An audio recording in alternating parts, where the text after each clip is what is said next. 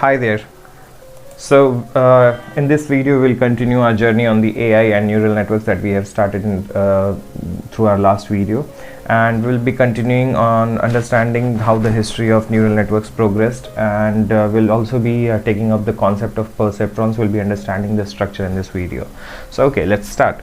So as we already know, and we saw in the first video, that the simplest model of neural networks was first given in 1957 by Rosenblatt in the post-World War II era, and the perceptron structure that was given at that point of time and the interpretation that was given at that point of time was similar to the logistic regression that we know from our machine learning models.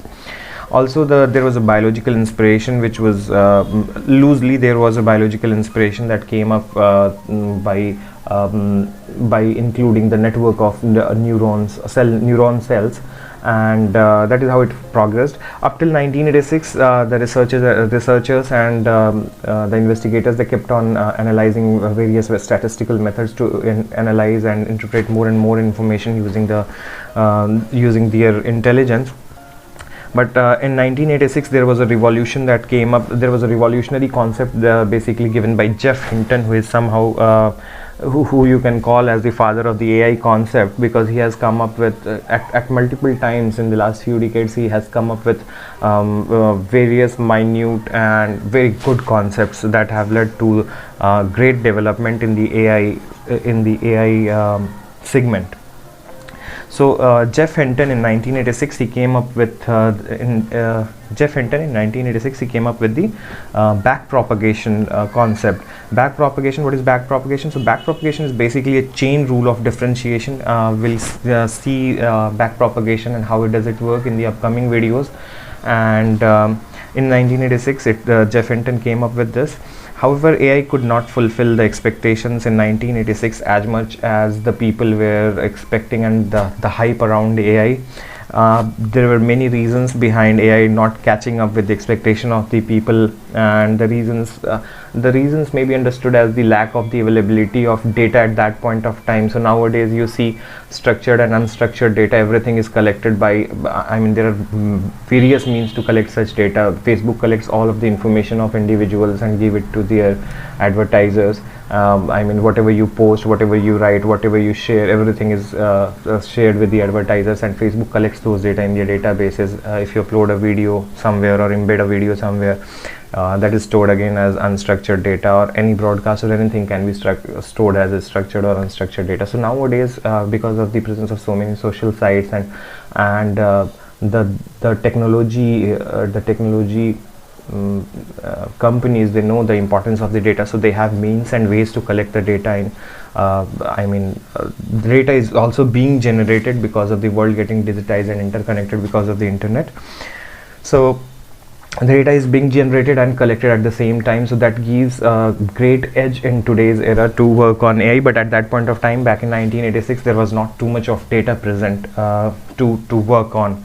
Also, at that point of time, the computational power was very limited. In 1986, if you see, we didn't have so much of RAM capability or processing capability or supercomputers kind of processing abilities at that point of time. So computational ability was quite low, capability was quite low, and the data availability was also quite low in 1986. So therefore AI had to face a winter period. So AI winter period is basically the period between 1986 to up to 2005, and people say that this was the winter period when not much work or progress was made into the AI field. In this era, so what happened in this era? So starting 1995, so for almost a decade, from 1995 to 2007 or 2008, the machine learning algorithms dominated the machine learning models like SVM, support vector machines, or random forest, or gradient boosted decision trees. They dominated this sector.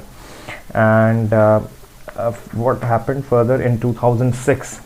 So in 2006, again Geoff Hinton, the so-called, I call him the father of AI concepts.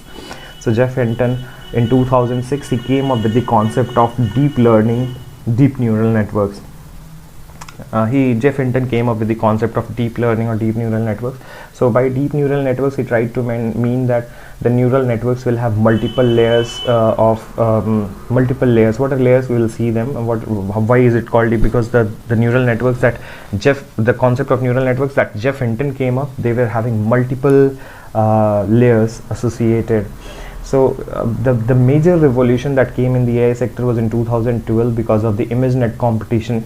You can read this all on the Wikipedia page. All the history is there on the Wikipedia page, but I'm just trying to give you a quick overview. In 2012, there was an ImageNet competition where the dataset was the image objects, and the people were expected to identify the images present in the objects present in the image.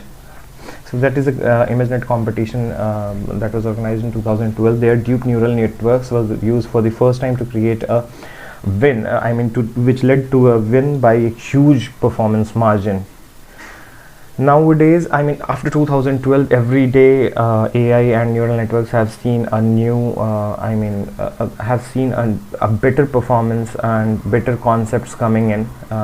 More and more number of researchers and people are taking this as their career or as researchers in this field, and this field is continuously growing up. So we can see the use of AIs and neural networks coming in as voice assistants or self-driving cars. Right now Tesla is researching on the self-driving cars, and Google also has one. Also in analyzing the genomes and many fields. So it finds its use, the AI and NN find their use in too many of the complex domains of human analysis.